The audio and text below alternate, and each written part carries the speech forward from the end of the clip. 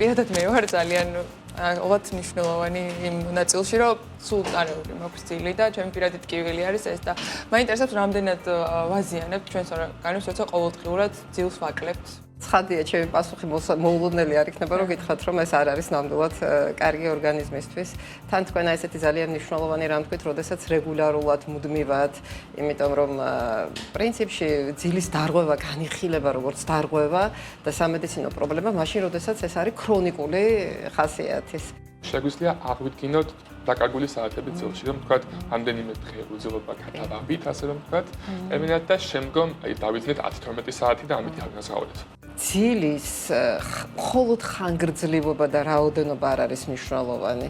ძილის ციკლი, ეგრეთ წოდებული ცირკადული რიტმი, უბრალოდ ძილღვიძილის ციკლი არის საფუძველი ჩვენი ჯანმრთელობის. ჩვენ როდესაც შეგვაქვს დისონანსი აი ამ ჰარმონიაში და გვძინავს მაშინ, როცა უნდა გვეღვიძოს და გვიძავს მაშინ, როცა უნდა გვეძინოს, ნამდვილად ვუშავებთ ამით ჩვენს ორგანიზმს. რაც აუცილებელია, მეგონი, ასე ყურადღება გავამახვილოთ, არის რომ რაც თქვით, ყველა ადამიანს განსხვავდება მათი პირადი წინა განწყობით ძილის მიმართ და ასევე განსხვავება არის თუ როდის ურჩევნიათ და შეუძლიათ მათ ძილი. იმიტომ ადამიანები, ვინც ბუნებრივად ადრე დაძინება, უფრო მათთვის არის კომფორტული და ჩვეული და ზოგს უფრო გვიან შეუძლია. რაც ქმნის ბევრ პრობლემას, ის იქნება სასწავლო პროგრამებში, იქნება სამსახურში, დილით თქვა 9 საათზე მისვლა, 8 საათზე გაღვიძება არის თითქმის შეუძლებელი, იმიტომ რომ ბუნებრივად არ ჭირდება ადამიანების ცხოვრების სტილში. ამ პაციენტებზე როგორ მუშაობთ თქვა და უფრო მეტი ვისაუბროთ ამ რეალურ პრობლემაზე. არსებობს აი ეს წინასწარგანწყობა პრედისპოზიცია ბუებზე და ტოროლებზე რო არ მოლაპარაკის და საუბარი ნამდვილად არსებობენ ბუები და ტოროლები, ანუ ის ადამიანები, რომლებსაც გადაწეული აქვთ უფრო გვიან აი ეს თავიანთი ჩაძინების დრო და ადამიანები, რომლებსაც უფრო ადრე აქვთ გადმოწეული. შემდგომი ეტაპი უკვე რაც უკვე ჩამოვაყალიბეთ პრობლემა არის ამისი მოგვარების ფაზები, ერთ-ერთი რასაც ყოველთვის გვირჩევენ არის ძილის ჰიგიენის გამოსწორება. ერთსა და იმავე დროს დაძინება, ძილამდე რამდენიმე საათით ადრე კვების შეწყვეტა, ვარჯიშის შეწყვეტა, ტელეფონის გადადება, რაც კარგია, ნამდვილად ეფექტურია, მაგრამ ძალიან რთულია რეალურ ცხოვრებაში. იმიტომ რომ სამუშაო საათების უკვე არ შეგვიძლია ვარჯიში ან ჭამას ვერ ვასწრებს და საღამოს გვიწევს. რა არის უფრო მარტივი და ყოველდღიური მეთოდები, რომ უფრო ნაკლებ სტრესულად შეუძლოთ გამოსწორება ძილის მაგალითად. ეს დაამხრივ საიმედოს ვერაფერს გეტყვით, იმიტომ რომ დაწყებული ზუსტად აი ამ ძველი ჩვენ წელთაღრიცხვამდე ჰიპოკრატეს რჩევებიდან დამთავრებული თანამედროვე გაიდლაინით უძილობის და ძილღვიძილის ციკლის დარღვევისა, მაინც აი ეს ქცევითი თერაპია და ქცევითი მეთოდები არის წამყვანი, იმიტომ რომ რეალურად რა არის, ეს არის ჩვენი ცხოვრების წესი. ძილი არის ჩვენი ცხოვრების ნაწილი. 60 წელიწადიდან, რომელსაც ჩვენ ცოცხლობთ, აი მე 60 ვიცოცხლე, 20 წელიწადი ჩვენ გვძინავს. რაც ძალიან სამწუხაროა და დასანანია, იმიტომ რომ ეს ჩვენი ცნობიერების მიღმა რჩება, მაგრამ ეს რო საჭირო არ იყოს, ასე ნამდვილად არ იქნებოდა და აი ის, რასაც ძველ ეგვიპტეში ამბობდნენ, რომ ძილი ეს არის ჰარმონია ადამიანისა თავის სხეულთან და ბუნებასთან, ეს ნამდვილად ასეა. ასე რომ ისევ და ისევ აი ეს უძილობის და ძილღვიძილის ციკლის დარღვევის მართვა ეყრდნობა აი ამ არაფარმაკოლოგიურ მეთოდებს სხვათა შორის, რომელიც არის ძალიან ისე კარგად სტრუქტურირებული 6-7 სესიად და რაც შემიძლია გითხრათ, რა ძალიან გაგიადვილებთ, არის ის, რომ არსებობს ძალიან კარგი აპლიკაციები, რომლითაც თქვენ ონლაინ შეგიძლიათ აი მიყვეთ აი ამ თერაპიას და ძალიან აადვილებს აი ამას ყველაფერს. ახლა რაც შეეხება პრეპარატებს. ყველას უნდა რომ ქონდეს ჯადოსნურიები, მეც მერწმუნეთ, რომ შევთავაზო ეს ჩემ პაციენტებს, რომელსაც დალევს, იქნება აბსოლუტურად უსაფრთხო და კარგად დაეძინება, მაგრამ ეს ასე არ არის. მე ვფიქრობ, რომ უმეტესად აი ეს ძილის პრობლემის მოგვარების სურვილი ხშირად გავს წონაში დაკლების სურვილს, რომ ადამიანს უნდა რომ ერთ კვირაში დაიკლოს, მიაგნოს ჯადოსნურ დიეტას, რომ ერთი კვირა გაწოვდეს და მერე ჭამოს რამდენიც უნდა, დაკლებული ქონდეს 10 კილო და იყოს კარგად. რეალურად მე ბევრ რამეში აი ამ საჭმლის მონელების ციკლსა და ძილღვიძილის ციკლს ეს მართლა ერთმანეთთან დაკავშირებულიც არის და ვამსკავსებ, ეს არის ჩვენი ორგანიზმის რაღაც აი არსებობის და სიცოცხლის ძალიან მნიშვნელოვანი ნაწილები და ამიტომ პირველი შეშინდებიან, გადავლენ რაღაც ესეთ სტრესულ მდგომარეობაში და პანიკაში, განეწონ იმისთვის, რომ ეს აუცილებლად მოგვარდება, მაგრამ ეს არის რაღაც გარკვეულწილად დროში გაწელილი ნაბიჯ მისაყოლი პროცესი და ეცადონ, რომ ეს ონლაინ იქნება თუ პირისპირ, მაინც რაღაც კომპეტენტურ რჩევებს მიყვენ და კომპეტენტური ესეთი გაიდანსი, არ ვიცი, ხო უცებ არ მომივიდა აზრად ქართულად როგორ თქვა, აი ესეთი მეთვალყურეობა თუ რჩეველი ყავდეს, რომელიც აი ამ პროცესში მათ მიყვებათ და გაუადვილებთ ამას ყველაფერს.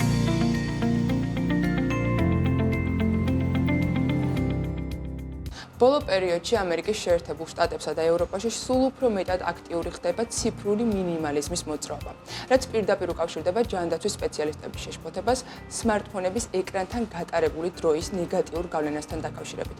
ამ სოციოკულტურულ ფენომენზე საუბარს არსენ სებრიცკოერძესთან ერთად გავაგრძელებთ, რომელიც გვიამბობს, რატომ ხდება ეგრეთ წოდებული სულელური ტელეფონები კვლავ პოპულარული. არსენ, მოგესალმებით, გვიხარია, რომ ჩვენთან ხარ კვლავ ამ საინტერესო სიახლეებით, რომ მოგვიყვე, რას ნიშნავს საერთოდ ეს სულელური ტელეფონები, რომელიც ვახსენე. მოგესალმებით, ნინი ლევან. უახლესი კვლევები ნათლად აჩვენებს, რომ სმარტფონზე მიჯაჭვულობა პირდაპირ პროპორციულად აისახება ადამიანების დილის ხარისხზე, მენტალურ ჯანმრთელობასა და ზოგად ფსიქიკურ მდგომარეობაზე, რაც პრინციპში ახალი ინფორმაცია არ არის და სწორედ ამ გამოწვევის საპასუხოდ ტექნოლოგიურ ბაზარზე გაჩნდა ახალი თაობის მინიმალისტური მოწყობილობები, ეგრეთ წოდებული სულელური ტელეფონები, რომელთა მიზანიც არის ადამიანებში ყურადღების დეფიციტის პრევენცია და მათი მენტალური ჯანმრთელობის დაცვა.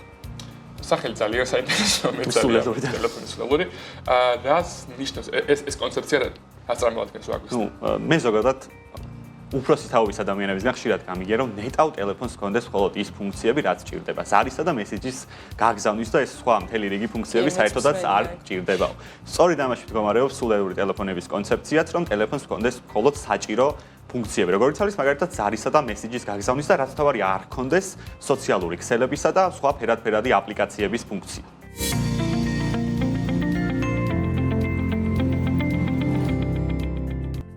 დღეს ჩვენ ვსაუბრობთ თემაზე, რომელიც ხშირად ხდება მცდარი წარმოდგენებისა და სტიგმის მსხვერპლი. ეს არის ყურადღების დეფიციტისა და ჰიპერაქტივობის სინდრომი, იგივე ADHD. ბევრს გონია, რომ ეს მხოლოდ ხასიათის სირთულე ან უბრალოდ კონცენტრაციის ნაკლებობაა, თუმცა რეალობა ბევრად უფრო კომპლექსურია. სინამდვილეში ეს არის ქრონიკული ნეიროგანვითარებადი დაავადება, რომელიც გავლენას ახდენს ადამიანის ყოველდღიურობაზე და პროდუქტიულობაზე და ასევე ემოციურ მდგომარეობაზე. დღეს ჩვენი სტუმარია ანა მახარაშვილი, თანადამფუძნებელი ასოციაციის ADHD-ის ჯორჯია, რომელსაც თავადის დიაგნოზი აქვს და მასთან ერთად ცხოვრობს პირადი გამოცდილება აქვს. ანა, დაგვეხმარებათ, გავიგოთ უკეთ რა არის სინამდვილეში ADHD, როგორ ვლინდება ის სხვადასხვა ასაკში და როგორ შეიძლება მისი მართვა ისე, რომ ადამიანმა სრულფასოვანი ცხოვრებით იცხოვროს.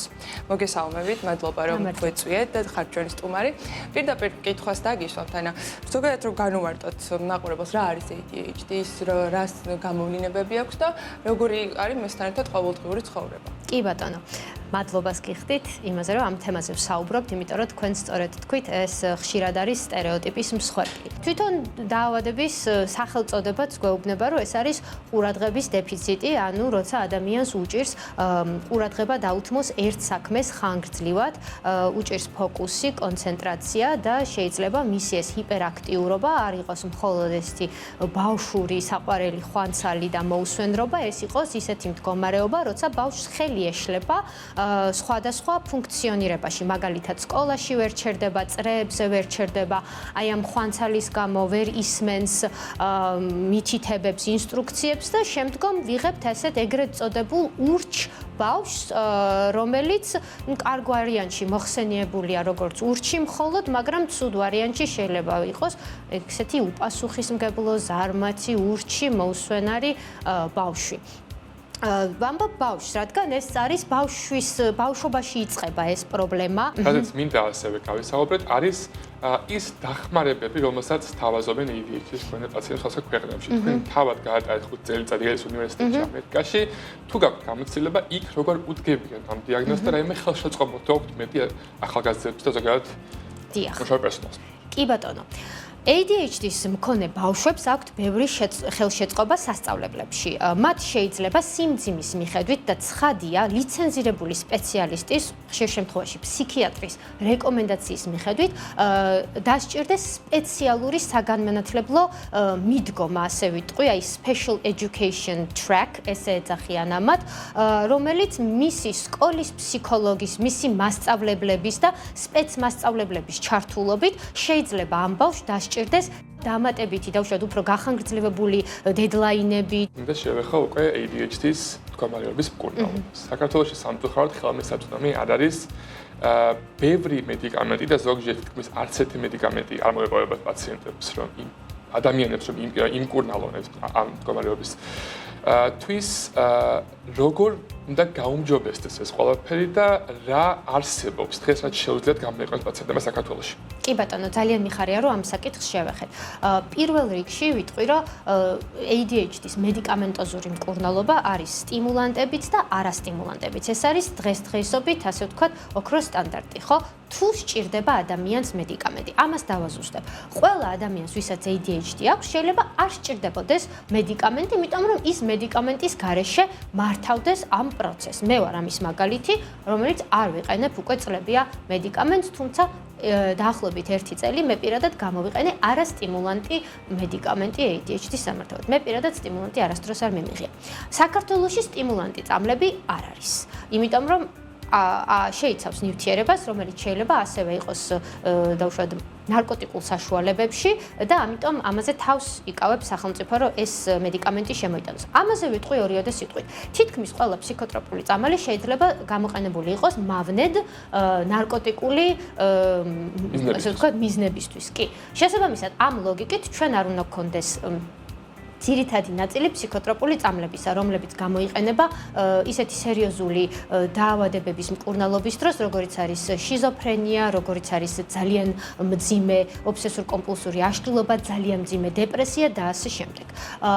შესაბამისად, ეგ ლოგიკა არასწორია. ყველა ფსიქოტროპულს წამალს სჭირდება შესაბამისი დანიშნულება, ექიმის მეთვალყურეობის ქვეშ მიღება, რა თქმა უნდა, ფრთხილად უნდა ვიყოთ ფსიქოტროპულ წამლებთან მიმართებაში, თუმცა იმის გამო, რომ შეიძლება ეს ადამიანებმა არასწორად მოიხმარონ რეკრეაციული მიზნებისთვის, ამის გამო ჩვენ იმ ადამიანებს, რომლებსაც ეს კლინიკური დიაგნოზი აქვთ და წვალობენ ამ დიაგნოზის მართვაში და მხოლოდ თერაპია და ის არასტიმულანტები უკვე აღარ შველით, ჩვენ ამ ადამიანებს არ უნდა შევუზღუდოთ ის მედიკამენტი, რომელიც მსოფლიოში აღიარებულია უამრავი კვლევით, სამეცნიერო კვლევით, რომ ეს არის ზუსტადაც რომ შველა ამ ადამიანებისთვის.